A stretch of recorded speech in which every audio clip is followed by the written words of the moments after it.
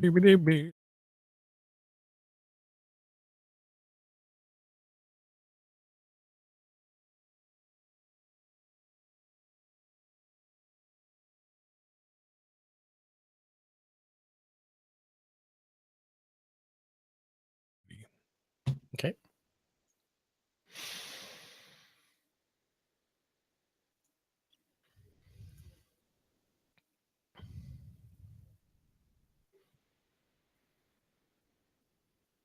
Hello and welcome to Linux for the Rest of Us, episode 205. This is a show about all things Linux, whether it's hardware, software, whatever tickles our Linux fancy. I, of course, am Cody Cooper, aka Super Coop, and I'm joined once again by my good friend, Stephen McLaughlin, aka the Linux Maven, or better known as the DoorToDoorGeek. How's it going, Door? Crazy. I'm not going to say good, but I will say crazy. I'll say I'm also technically disappointed. That's because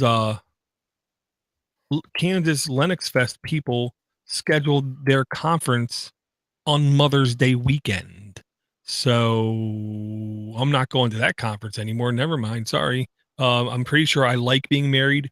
I like the fact that my wife doesn't stab me in the neck when I'm asleep. So I'm not going to that conference. I'm not going to be making it either. That is a bit unfortunate. Hopefully it was an oversight and not something intentional. But yeah, we just we came across that today. We're trying to perhaps scramble, get another get together in the first half of this year going, and it's not looking good. Well, I'll say A, there's always OLF, but B, the world is the limit. I am basically pinging everyone, and because I really do have a goal of trying to go to 4 conferences a year. It'll be nice. So I'm just pinging other people, see if they know of any other events happening. And our good friend Aaron said, there's a great Maker Fest happening in Austin, Texas here, where, I believe 2 guys we know could actually drive there. So maybe that'd be a good conference to go to. I'm like, it sounds really cool. I'm not a technical fan of what I'm hearing about the political nature of Austin, aka any city one way or the other. Give me a city in the middle. So it didn't sound like a great city per se. And then I go look at the conference and it's on Mother's Day. So 2 conferences are completely incompetent or hate their mothers and don't have wives and are living in the basement of their dad's house is what I'm guessing. I don't know. First of all, don't hate on Austin until you have the barbecue. Okay. Regardless I know exactly where you're going with this. No, I can't have it now because I'm diabetic. So next. Oh, yeah. I don't have a follow-up to that part. Of course not. That's the big stopper. Yeah, like about 2 weeks ago, I was diagnosed, quote unquote. I'm pretty sure if I have a technical term, it's a pre-diabetic. We don't know anything about if I'm diabetes 1, diabetes 2. One test came back with 256 blood sugar level. Since then, I've literally eaten like 2 grams of sugar each day about, and maybe 40 to 50 grams of carbohydrates every day, trying to, not have to be on shots. Yeah, totally. Yeah. And I can't blame Linux for my indulgence of soda and ice cream. Maybe we could blame Pizzeria Regina. Well, it did have dough on it, so it did. Yep. Yeah. But I would more blame Agave Maria or whatever. Yes. Did we talk about Agave Maria in the last show? I'm not sure we mentioned it out of fear of being struck by lightning. Okay, so I gotta lay this out there for people. So for those of you who are tequila fans and fans of beer, there is a beer called Agave Maria. It actually has agave nectar in it. It's an ale. I believe it's an American ale. It was a strong American ale with agave nectar in it, and it was aged in tequila barrels. Now, when I read this on the menu, I thought, I don't know. But whenever I'm in Mead Hall, I just start ordering samples and they bring them to me because it's a good establishment. And I think I ordered 3 or 4 samples at once, and the Agave Maria was the sample I had tried last out of the 4, and I was just like, "Oh, this is gonna be a problem," because it was so damn good. So yeah, I drank, I want to say, at least 6 pints of that over the following 30 hours, or excuse me, 18 hours, and then second to last day there they ran out. So yeah. Yeah, and I'll say it was amongst the most expensive drafts on their menu. And then after drinking one, I said, "Can I have another?" Yeah. So yeah, You're just like, yeah, just put it on my tab. Let's go.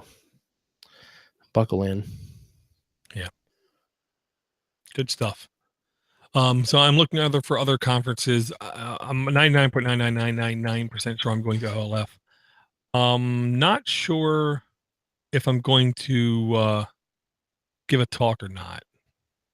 I did give a talk last year. That was the mini PC talk where I gave away hundreds of dollars worth of merchandise, and I'm still feeling the effects from. Just to let everyone know. So, you know, I'm like still putting bandages over those wounds. And by that he means he now has extra room in his office for more stuff that he's bought since he gave the other stuff away. Yeah, I mean, I still have some other stuff sitting around that's really cool, but nothing to the scope of what I had before. Yeah, well, that's okay. It's all about rebuilding, right?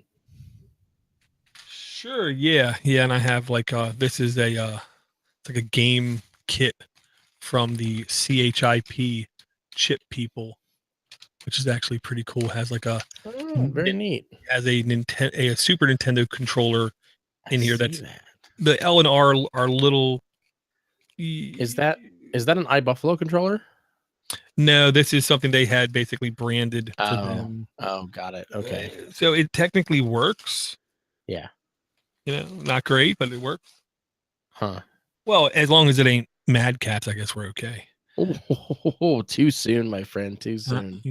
Well, they're now gone from the land. I will say I have done more than a couple Linux things. One of the things, and I'm going to do is, it is the first link in the notes. Well, before we get to the first link in the notes, this show is brought to you by me and Cody. Yep.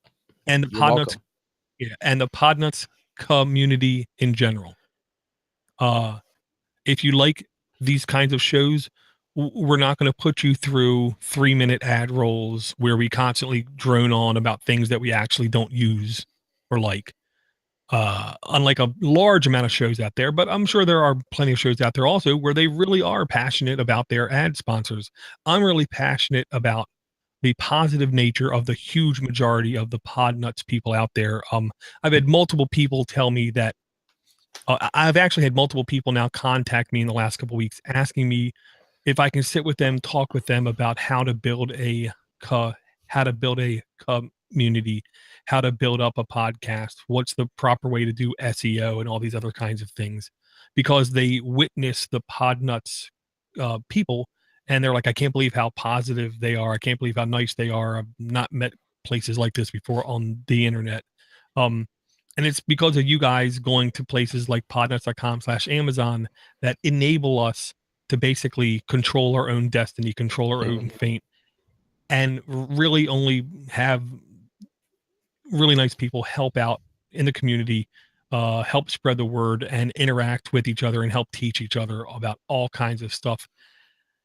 Of the least, not to mention Linux, period. And thinkpenguin.com is a great website if you want to focus on your own privacy, your own rights, and still have computers in your house.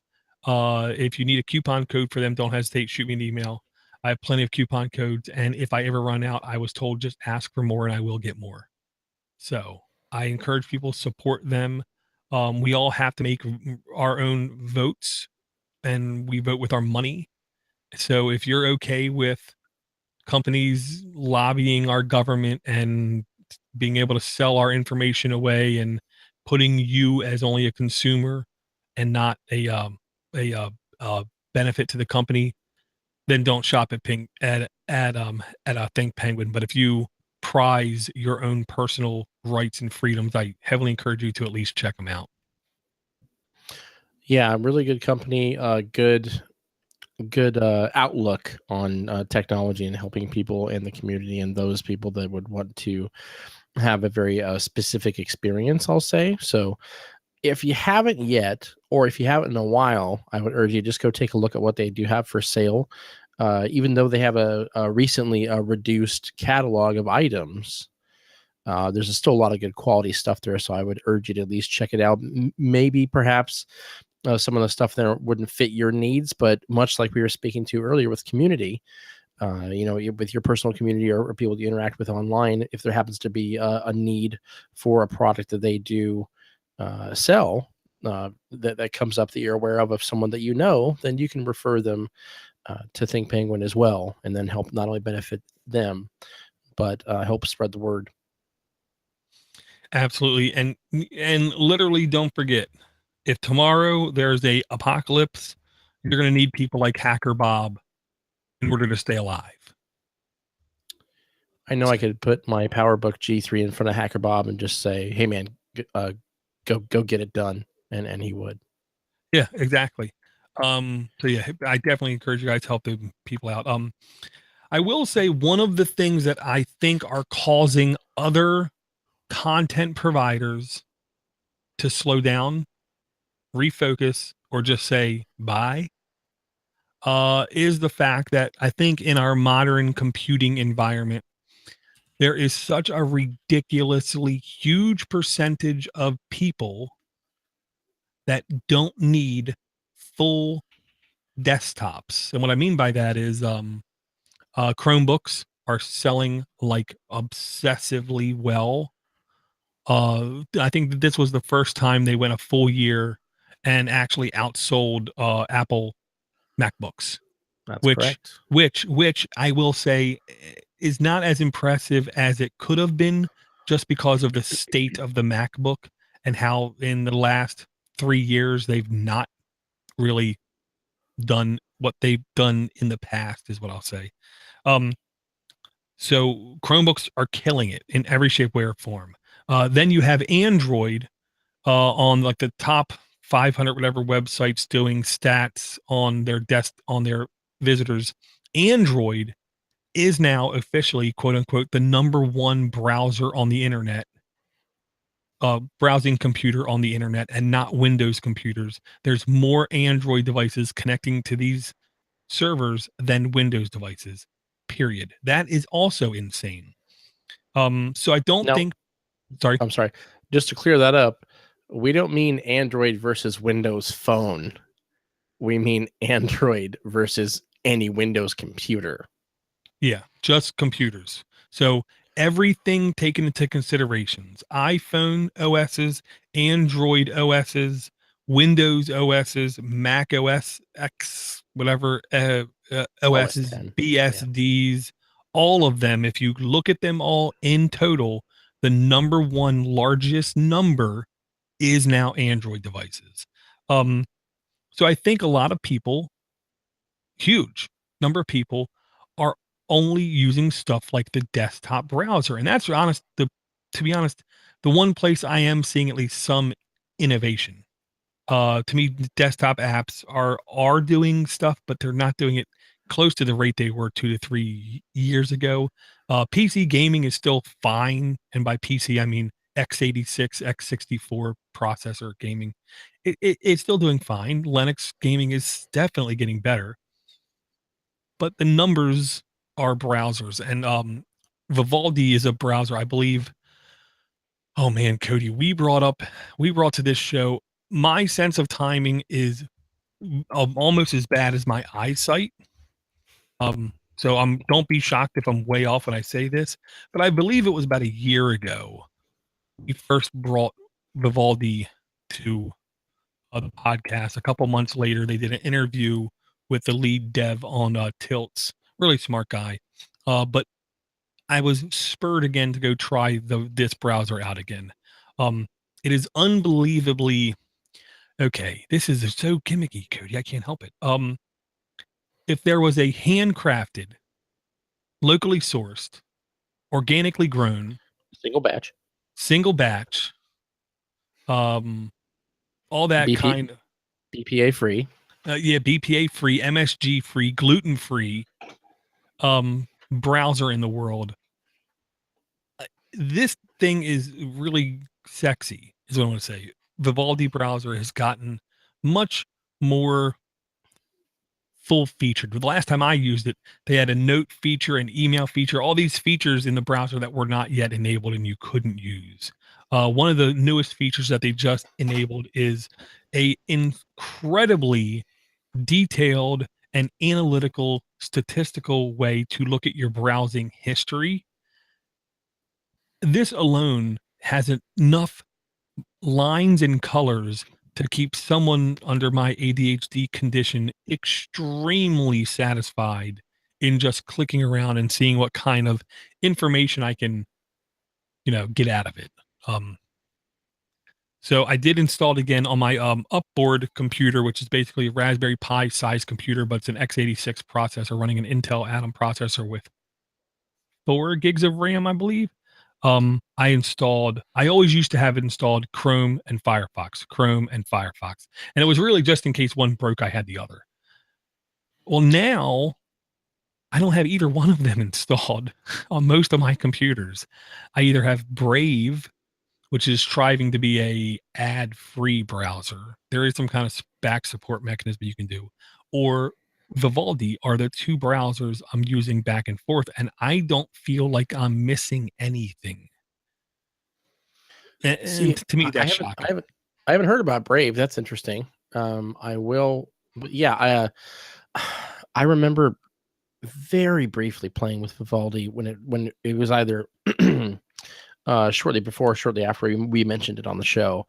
And it wasn't that I didn't like it. It was just one of those things that kind of fell by the wayside. And as a matter of fact, now that I'm remembering, I think I installed it on a machine right before I distro hopped to something else, and I just didn't reinstall it. So going back and checking this out again, I think would definitely benefit me. Yeah, it is really cool. Brave also has an Android version that is almost indistinguishable from Chrome until you hit the Brave icon, which is to me one of the best features you can say about a mobile browser is it acts just like you're probably already used to. Vivaldi is, I'm going to say, at least constantly innovating and constantly putting out new versions. This is definitely, they're not settling, they're not slowing down. I believe I got literally like 2 updates in 1 week. And the browser seems snappy, it seems fast, works pretty solidly. No real issues. I did have to go back and tweak some default options that I just didn't think were great for me, like the control tab order was set to whatever you had focus on last. So if you had 5 tabs, you had and if you were on the 3rd tab and then you manually clicked the 5 tab, then if you control tabbed through, you would go back to the 3 tab. To me, it was a little bit weird. But it was just those kinds of tweaks. I had to do 1 or 2 tweaks, and then I'm fine. I'm rolling like nothing is different, and it's the same browser I always used. Had no compatibility issues with any sites that I tried to use, and just works great. Well, that testimonial is enough for me. I'm going to install it when we get off the show. Very cool. And for those audio listeners, Vivaldi, Vivaldi.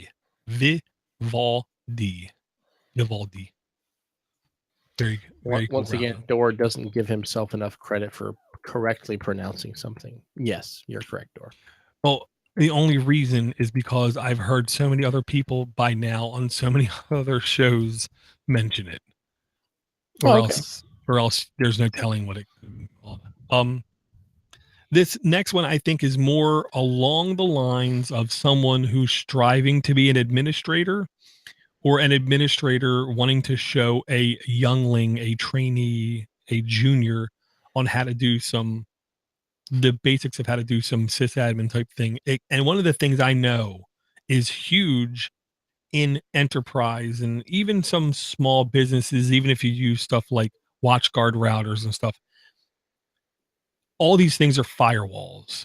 And firewalling is a very difficult target for any company or any tech to get completely nailed down. And the main reason is because it constantly changes. Threats changes. You either whitelist stuff or you blacklist stuff, which means you either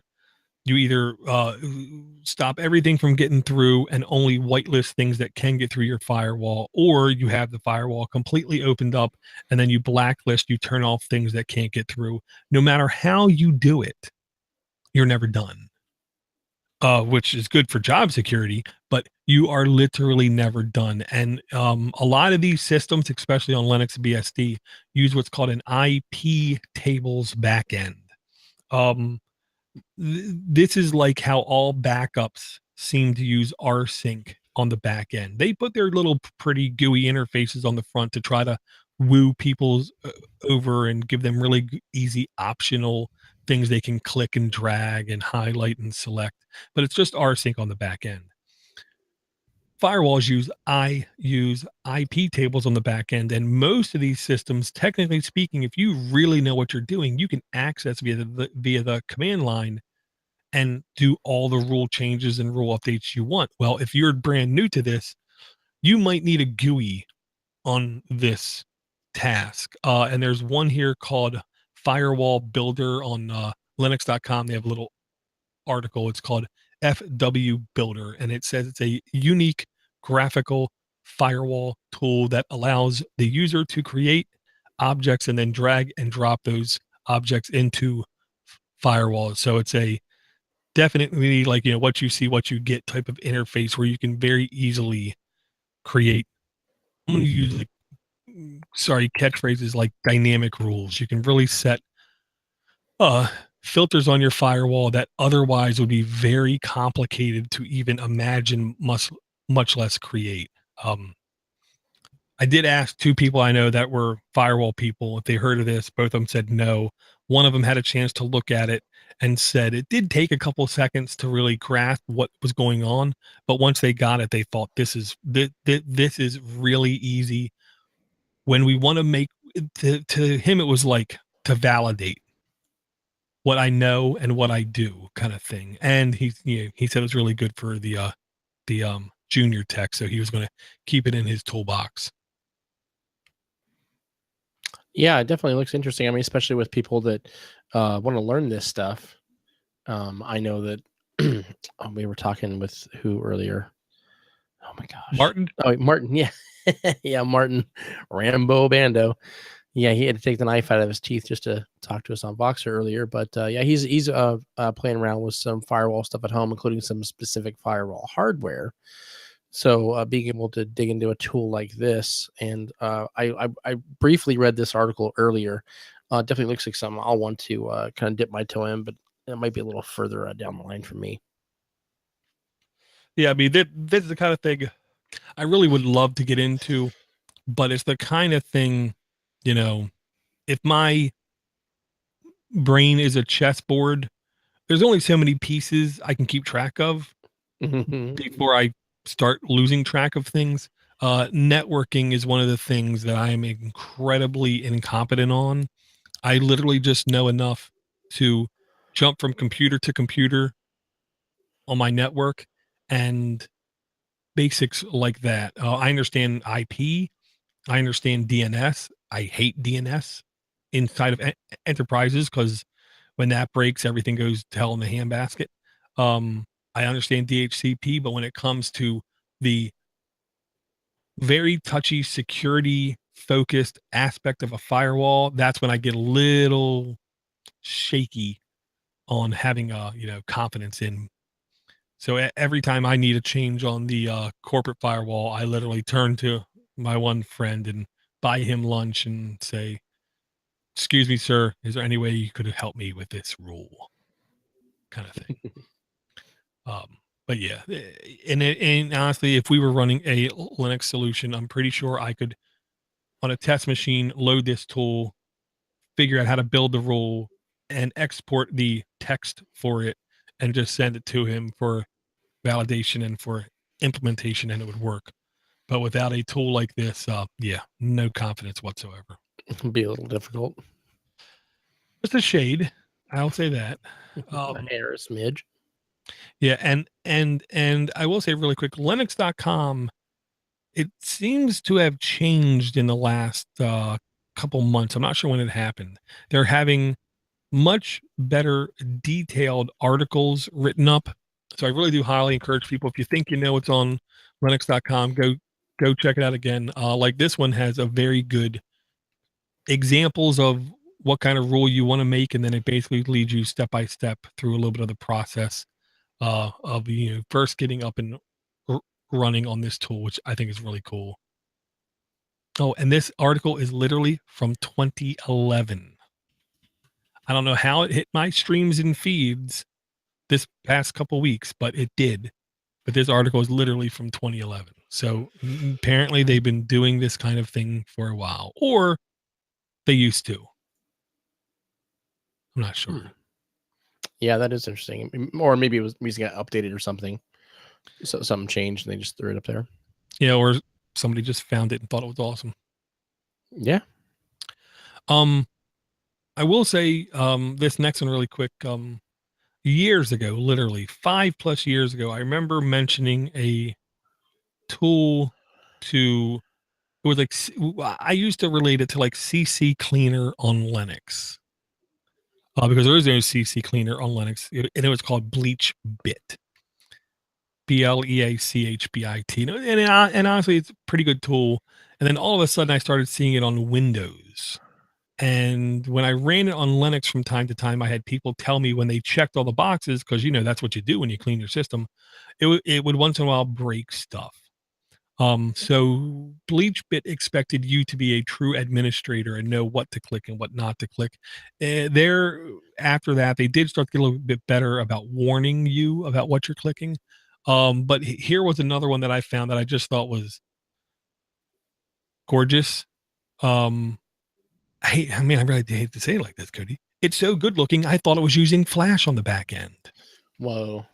You watch your mouth. I know, and I hate Flash. And there's a guy who makes a formatting tool for your mini computers or for your thumb drives.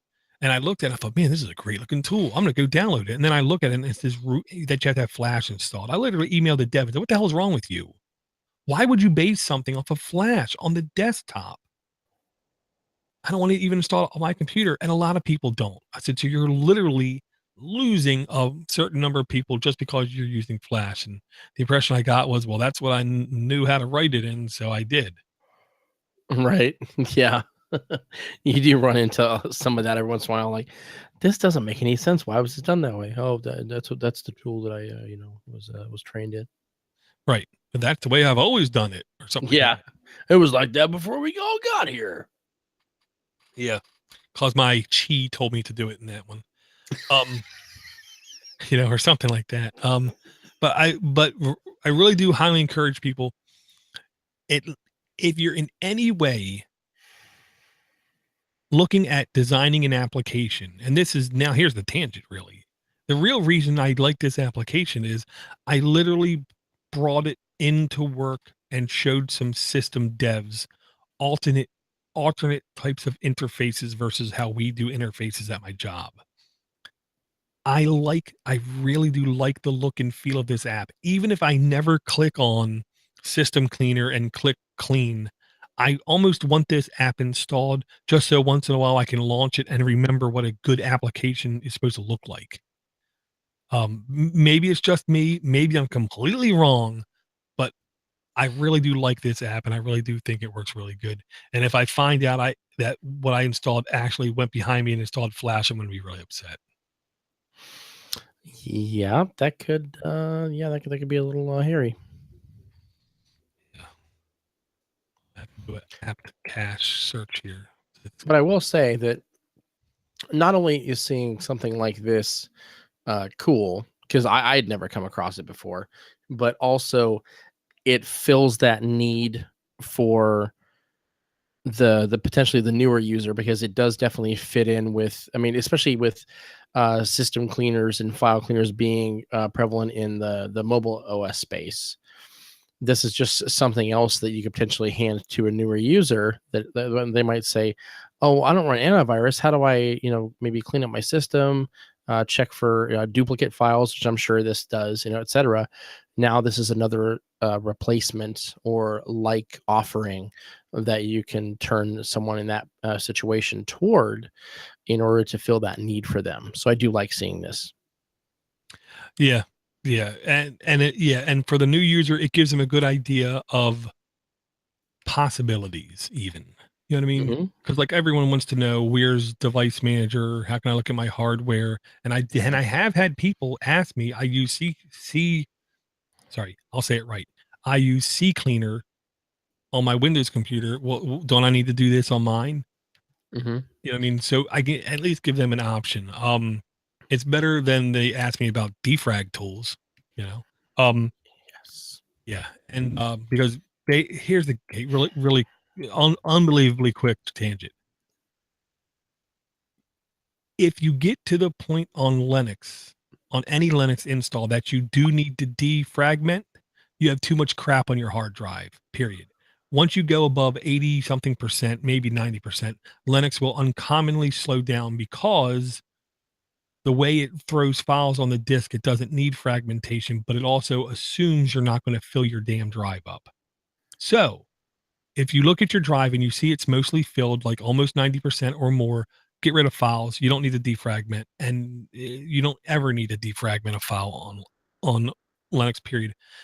Now back to the app really quick. It also has a resource manager that honestly I think works better and looks better than the default task manager, system monitor, whatever it is I've seen in LXDE, KDE, GNOME, Unity, or I can't remember what there was another LXDE, I think it was, or XFCE. I like this resource manager a little bit better. It's just easier on my eyes. I don't have to go worry about theming it. Yeah, I agree. It is very easy on the eyes. Yeah. And it also speaks to not only the design of the software is important, but you're going to increase the ease of use if someone could just sit down in front of it and use it without delving maybe too far into the settings or instructions. It should be something like this should be fairly simple to use. That's not to say there can be some advanced features under the hood, but we've all been there where we get a tool and you look at it, it just doesn't seem very intuitive, as if it was created by someone who wasn't really considering the end user, rather just what the piece of software is going to accomplish under an experienced user. I'll definitely agree with that. Yeah. Absolutely. And I mean, there was something else I wanted to bring up, Cody. I'm trying to remember. I don't think I'm going to remember. Oh, yeah. One thing I don't know about here's where I'm going to, talk to the listener. Snap packages. Okay. I know there's other things out there. I know Fedora has something, whatever. Oh, and one more time, whatever. Snap packages on at least Ubuntu. I need somebody to tell me if I'm mistaken or wrong. And if you have a good grasp of it, just if you could shoot us an email at podcast@LinuxForTheRestOfUs.com. The impression I'm getting is the intention, the goal, I'm not sure about implementation of snap packages, for instance, Cody, is it gives me the ability to say, I want to create this application. I'm going to compile it using this mechanic, and the output is going to be a snap file. And when I get that snap file, I can copy it to any Linux distribution at all that quote unquote supports snap packages, and it will install, aka a universal install format. The reason I'm wanting to know about it more is I literally just found out Ubuntu 16.04, aka the version I'm using, is already using Snap. Anything I believe provided by Canonical themselves, Ubuntu themselves, is already in Snap package format. So I've already installed Snap packages and not even known it. So it makes me interested. And I know Fedora has theirs, and I'm sure it's fantastic. And I'm sure it works perfect. But I don't care about the Fedora version because I'm not a Red Hat. I'm a Red Hat advocate. I think it's great. I think it can only, take over the world. That's how good it is. But I'm never going to install any Red Hat in my house under any circumstance. I'll sooner just use Android. But I do use Ubuntu, so that's what gets my attention. So if you know about Snap, and if I'm wrong or if I'm right, can you please just shoot us an email? I'm actually trying to find an easier way to learn about that. Seems like not a lot of people are answering the questions that I'm asking. Yeah, the way you explain it, I believe, is how it's intended to be. Because we all know that there are some apps that are particularly difficult to install on particular distributions. Yeah, absolutely. Well, and the reason the old, hey man, this is gonna be almost insulting. The reason the old package delivery services like apt and aptitude and all these things and deb files work so well is because everything was utterly categorized and organized to where I was only downloading what I needed. Dependency resolution. With today's and this is really bad. With today's bandwidth, first world problems. With today's storage capacity, first world problems. We don't need to worry as much about only downloading that little bit of the app and then get everything else separately. I believe Snap packages do, for instance, the GIMP. You download GIMP on a Ubuntu Unity installation. I literally think it's less than like 800K because all the dependencies are already there, kind of thing. Where if you download everything that's dependent on GIMP, it's literally something like a 200 meg download. So the Snap package might be a 200 meg thing compressed, maybe a little bit smaller, but a bigger file. And that's what I'm expecting, but I don't know. Yeah, it'll be interesting to see. I haven't played with it whatsoever. So, in fact, I'm getting ready to install probably 1604 on this newly acquired laptop that I have. Not a new laptop, but newly acquired. This, oh God, I can barely lift it by with one hand with my right hand. It's a 17-inch HP EliteBook. It's just a behemoth. I mean, you guys, I honestly think that this is the new king when it comes to beating a cougar to death with a laptop. I think that this thing would make a Lenovo ThinkPad probably quake in its boots. It's insane. Yeah, I was going to ask you, is that like a shield you can get in Legend of Zelda Breath of the Wild? It's better. It's actually military grade. There was no testing done in a laboratory on those shields. This, however, can be dropped from I think a 3 to 4 foot drop upwards of 30 to 40 times before it even starts having issues. It's Honestly, crazy. the only word that comes to mind, coincidentally, is that laptop sounds like a beast. Oh wait, it's the same kind of laptop that Russ the Winner, the Techie Geek owns. I see what you did there. I see what you did there. Accidental? Doubt it. No way. Yeah, this thing is a total beast. I've never seen this much metal on a laptop before. Oh, excuse me. Maybe that's just because I've been in Fisher Price land when holding laptops lately, which is just nothing but plastic. Well, yeah, and my my, as of recent time, preferred manufacturer, who isn't perfect because there's no perfect manufacturer, has been Lee Novo, which I remember Steve C, former owner of Podnutz, I believe he used to make fun of them, literally saying they were like Fisher Price because of all the ports they had on them and because they were always plastic. Where yes, a metal laptop is a pleasant change of pace. I will not lie. Said the I liar. no, I'm not a liar. You fibber. I this laptop I believe I use when I'm down here, I believe is well over a year and a half old. A couple months ago, I did get a multi-year, at minimum 5 or 6 year old ThinkPad, which is actually now my main device down here that I'm using to capture my audio and video on.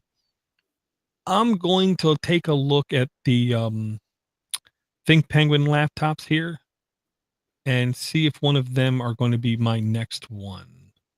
Because I don't want to say I'm getting the itch, but I think it's been a little while since, now that I think about it, that since I've had an actual new from the factory laptop. Yeah,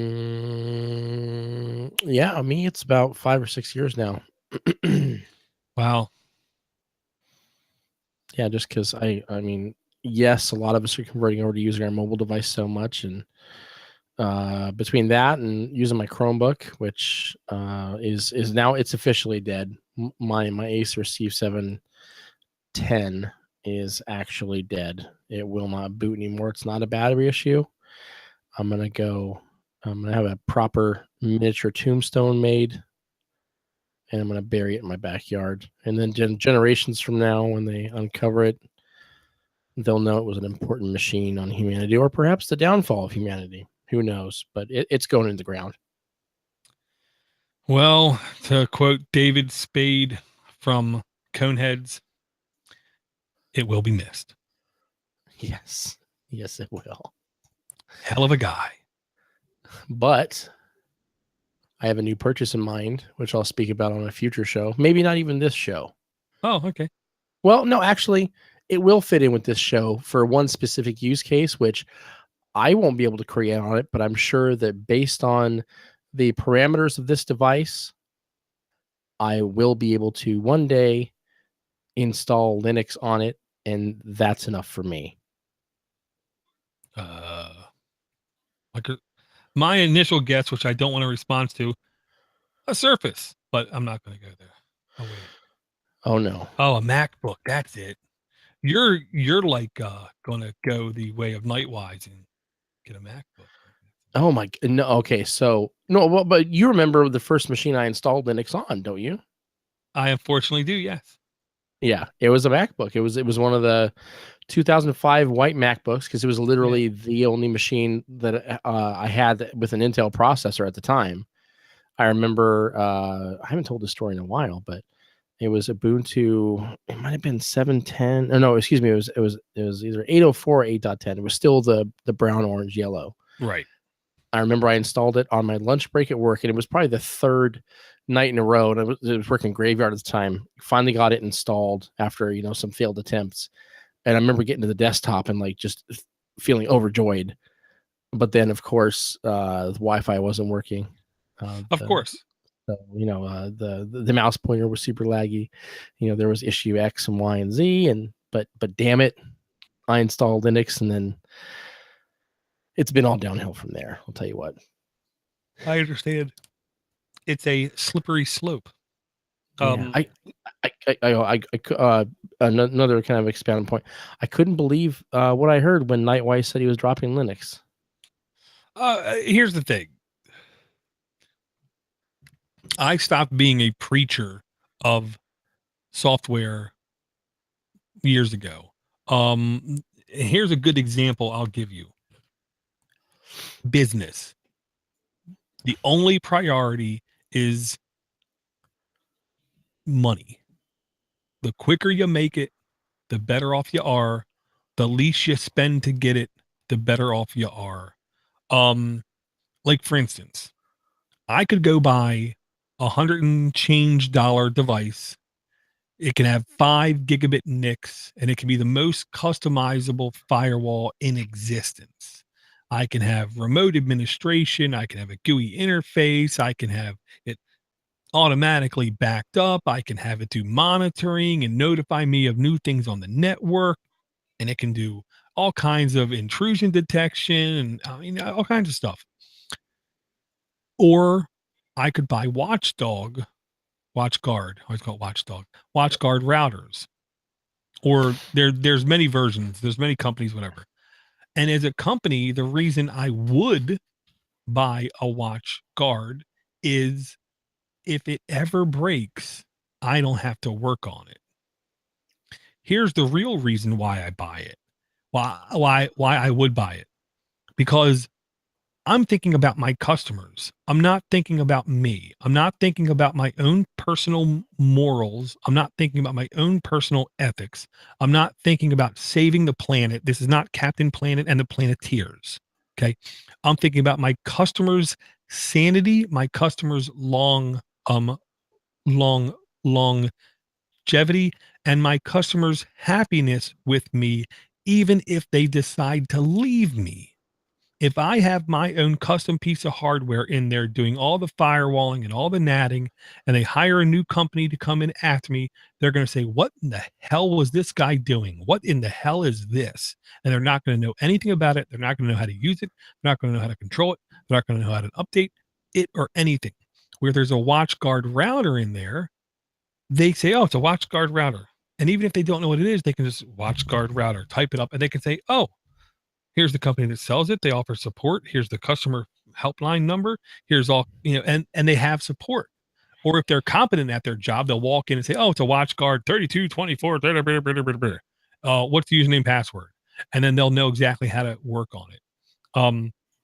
So whenever, and this is my classic example of whenever somebody sells me, ask me, hey, Dor, what's the better this? What's the best that? I get incredibly upset inside. I don't let it show a lot, but I get incredibly upset because it is such an unfair and loaded question. If somebody asks me what's the best firewall router, hands down, pfSense, because Right. I'm guessing they mean what's the best interface for me to use to learn about firewall routing or to have it in my house or this kind of thing. But if you're a tech selling your services to companies, you don't want to spend 10 hours custom building the hardware and the OS to meet your company's needs when you can just call up, get it drop shipped, already have the file figured and backed up, walk in, put it on the thing, log into the device, hit restore, bang, you have everything done for you. Then you just explain to your customer about what it is, how it works, what to happen if this light stops blinking, and walk the hell out. Cash money in the pocket. So I can't blame him for not using Linux because he felt like it was cost prohibitive, I think is the right word, cost prohibitive for him to use it. It wasn't that it didn't do its job. It wasn't that it didn't work. It wasn't that it wasn't cool. It wasn't that it wasn't free. It wasn't that it wasn't open source. It wasn't that he could use it. It was that it wasn't cost prohibitive. And everything in business is about maximizing profit so he can spend more time with his wife, so he can spend more time doing things that make him happy because and this is what I argue with people at work all the time. Computers are supposed to do your job task so you don't have to. It's supposed to make your job easier, not more difficult. So, and if he thinks it's more difficult, I can't tell him he's wrong. Even if I do think he's wrong, I can't tell him he's wrong. I can just ask him questions. Well, did you try this? Well, did you try that? Are you sure you got to do this? Are you sure you got to use that? And that's all I can do. There is no right and wrong answer. There is no white and black answer. Everything is a shade of gray. And when he looked at that shade of gray, he saw black. When I look at that shade of gray, I see white. It's like the dress, the blue gold thing. There's no right answer.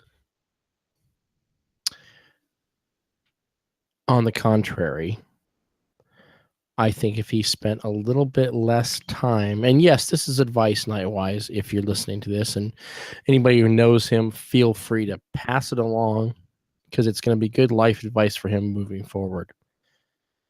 If you'd spend a little bit less time rewatching episodes of The Next Generation, you could take that time, evenly distribute it throughout the year into maybe using Linux again. Not full blown, not the only OS on that one device you have, but I'm just saying.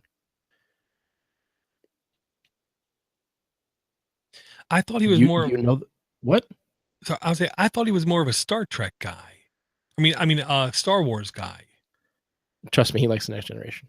Oh, okay. Well, I mean, who doesn't? I mean, well, yeah. If you don't like The Next Generation, don't write in, because I don't like banning people from my. Right. Well, I'll just. Anyway. But yeah, no. Go ahead. If we had a world war, and I wasn't sure if you were friendly or not, I would ask you: do you like the Next Generation? And if you say what's that, I'll shoot you in the head. Sorry. Yeah. Because I know that he's probably revisiting that catalog at least once a year. And if you take those hours Nightwise and you just redistribute it somewhere else, I'm not telling you how to live your life, man. I'm just trying to help save you from abandoning this experience. And for that, you're welcome. And I say that with nothing but love in my heart. But yeah, I got to tell you, I was driving when I started listening to that episode. I literally had to pull over for a minute, because I did listen to it on April Fool's Day. And I thought, wait, this cannot be an April Fool's joke, because it was released like a week prior. But I literally stopped. I stopped my car. I thought, this can't be happening. And I listened to his justification for it. I was like, yeah, I get it. But man, I don't know. I don't know. Oh. Maybe here, look, I'll say this. Nightwise, create a special account that can't be tracked and just type in the word blink twice if you're being paid off by a corporation that you can't necessarily speak to it. I'll send you the details for the correspondence, the proper correspondence method soon. Listen, it cut me deep. I ain't gonna lie, it hurt. It cut me deep when he said that. And it also cut me when Joel McLaughlin on Tilt said he's using Adobe Premiere, I think it is, I don't know, to do video editing.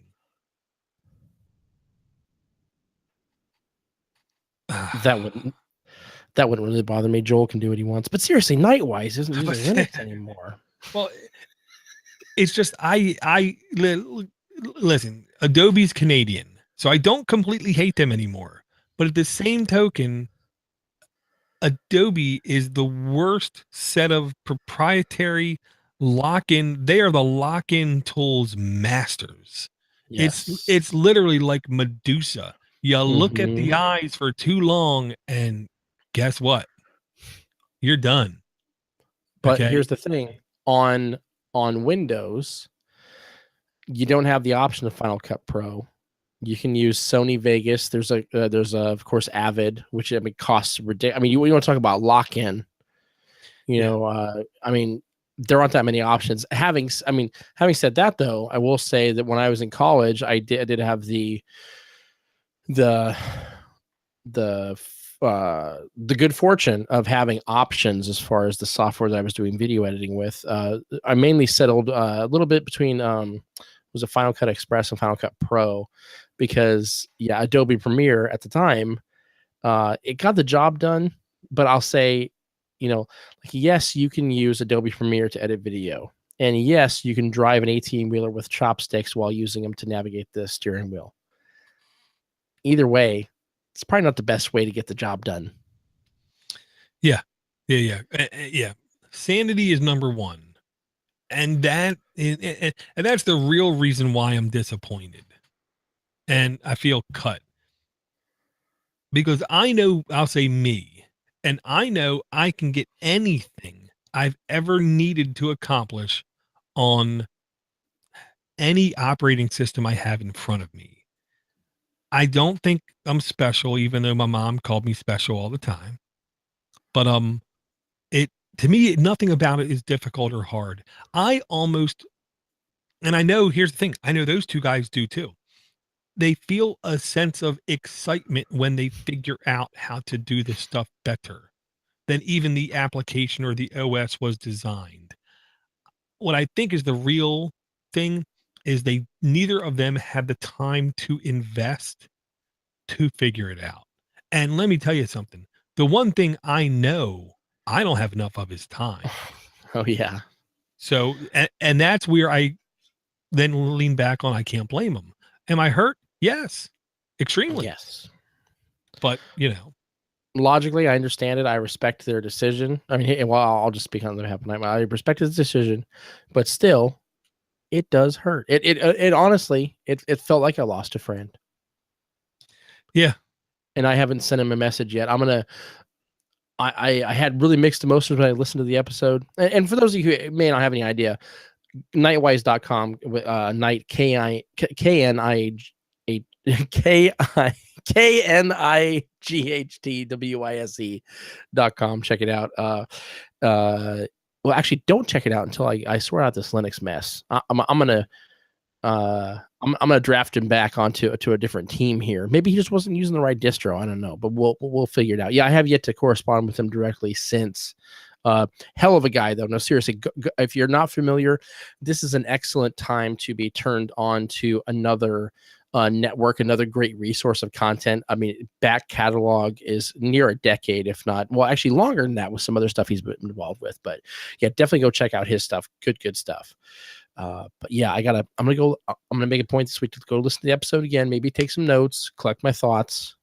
Right. I'm gonna get in touch with him. We'll figure something out. Yeah. I'll say, the only way I can say it, it felt like I was watching the last episode of the Golden Girls. Oh God. You know what I mean? That's what it was like. It was like, Yeah. you know, oh man. But okay, here's the gimmick. Just like you said earlier, Cody, you installed that Linux for the first time and you were giddy. But the Wi-Fi didn't work and you know, this, that. Okay. Linux is extremely, obsessively, ridiculously far superior in so many things. In file structure, you know, file disk format, the types of wide area network disk formats you can have, kind of thing. The local disk formats. It's so much better on security. I mean, BSD is better. Me not stupid. Me not stupid at all. But Linux is really good. On the customization you can do to it, it destroys Windows and Mac obsessively bad. Virtually everything is in clear text, which means all you really need is a text editor in order to hack any damn thing you want, including a printer driver. A web server, it's unbelievably more responsive, less resource hungry, much more secure, and just you know much more dynamic and works better. The database solutions on Linux are unbelievably better. I hate to say it, but you run Oracle on Linux and it purrs like a kitten. It is fan frigging tastic. Video editors are the example of it. They're just not as good. Why are they ain't as good? Because the developers aren't developing. There isn't more development on them. Period. And one of the things that Nightwise learned is what I'm going to say. Here's another reason why I hate Adobe. PDF is supposed to be an open format. If you look it up, it says it's an open format. Everybody's lying to you about it. It's not an open format. The basic structure of the format is open, but every time you save a PDF document, there's a whole bunch of secret sauce going into that. The more complex the document is, the more likely if you try to open that document in anything other than a official Adobe endorsed product, the more likely it will not work, which is why also text to speech or accessibility options in PDFs suck. They don't work. Once that document hits a certain level of like complexity, it does not work. Same exact thing for every Microsoft format that ever existed. Yes, technically, if I start a Word doc and I type 3 words in it and I hit save and then I open up LibreOffice and then I open it up and then I type something else and I hit save and then if I go back to Microsoft Word, yes, it's going to work fine. But every time you introduce any level of complexity into a Excel spreadsheet, a PowerPoint presentation, or a Word doc, you ever increasing the risk of it not working properly in the other application. Period. Bar none. There is no maybes. There is no ifs. There is no buts. There is no could be's. There is maybe there should be's, but that's why you will never have true cross compatibility between any Office product and Microsoft Office. And that was the reason, that was one of the crux of the reasons why Nightwise had to leave Linux. Now, should he have left Linux? No. He should have installed Crossover Office and Microsoft Office. That's what he should have done, but he didn't talk to me about it. So he went away from Linux. But I digress. Still felt like I lost a friend. I know. I'm not going to cry on this show. I promised myself before. Traveled down the road and back again. Thank you for being a friend. Well, you, Door, not Nightwise. No, I'm there for you. I know. I'm your pal, and I like to think I'm your confidant.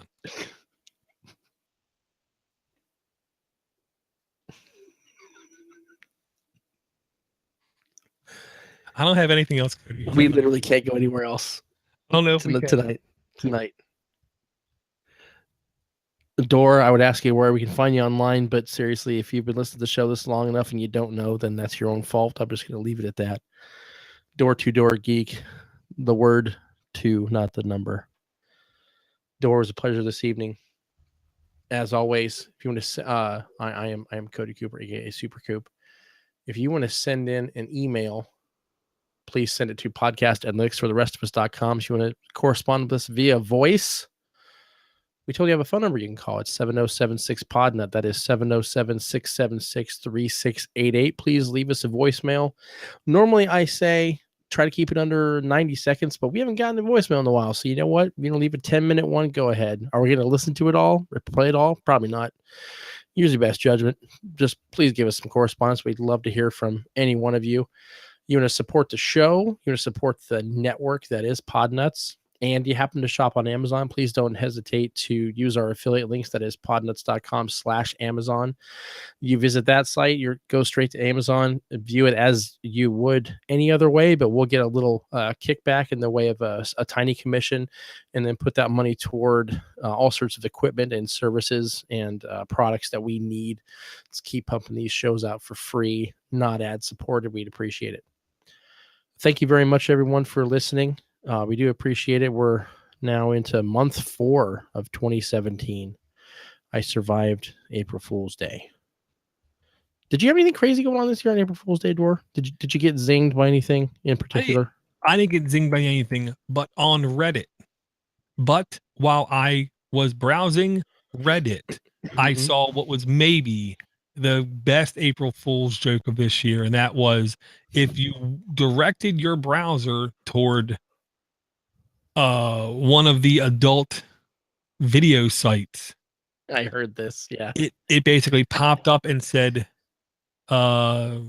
successfully installed with a big thumbs up, and it said, "Thank you very much. You are now automatically sharing every video you watch with every social media service that you are a part of."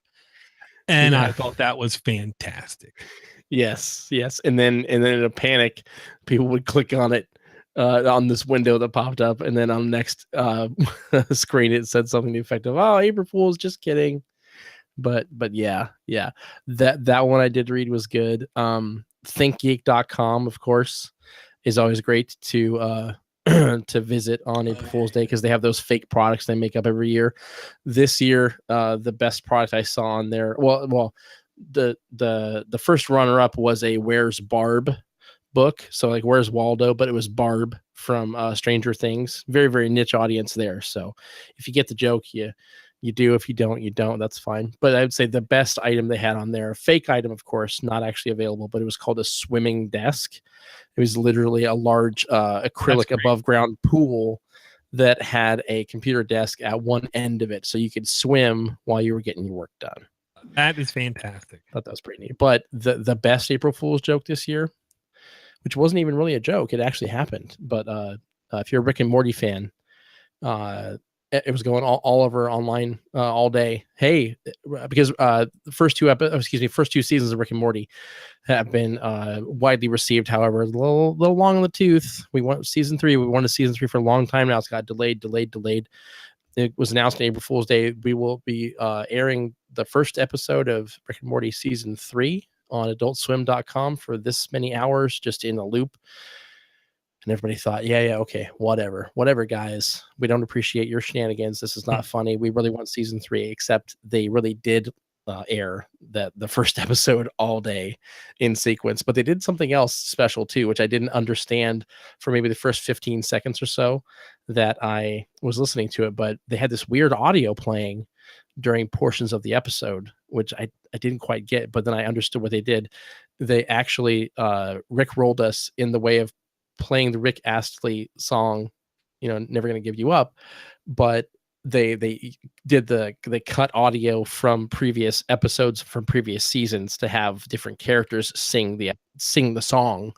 I think they did that every couple minutes, which I thought was brilliant. And I remember standing up at my desk because I was at work on a break when I happened to stumble upon this and just applauding, thinking, these guys win April Fool's Day. This is great. Right. Yeah. The only other one I remember, this is even more, I think, inside. Maybe it ain't more inside baseball. Maybe it's more outside baseball. Legend of Zelda Breath of the Wild, a video went up saying if you take these 4 things and you cook them, none of them were food, but if you took 4 of these things and cooked them, you could get a key and hop inside of a Guardian, which is a autonomous spider-like robot laser shooting creature that's really difficult to beat in the beginning. And the hoax was you could get in it and steer it around and shoot stuff. Completely fake, but it literally had me, what? No, it at least, and that's the sign to me of a true good April Fool's thing. You're almost fooled. You know what I mean? Because if you really are fooled, then it just needs to happen for real, as far as I'm concerned. But yeah, and that's what that one did to me. It made me stop and think for a couple of seconds. Could it be real? Could it be real? Oh, wow. Well, happy April Fools, everybody. We didn't do a joke this year. No joke episode. Yeah, we're not kidding. Nightwise really isn't using Linux anymore for the time being. But if I can say one thing, it's this: I'm on the case. Thank you for listening, everyone. I do appreciate your support, and please do not forget the most important thing: Linux is not just for the rest of us; it is for all of us, even Nightwise. Good night. Stop. Stream stop.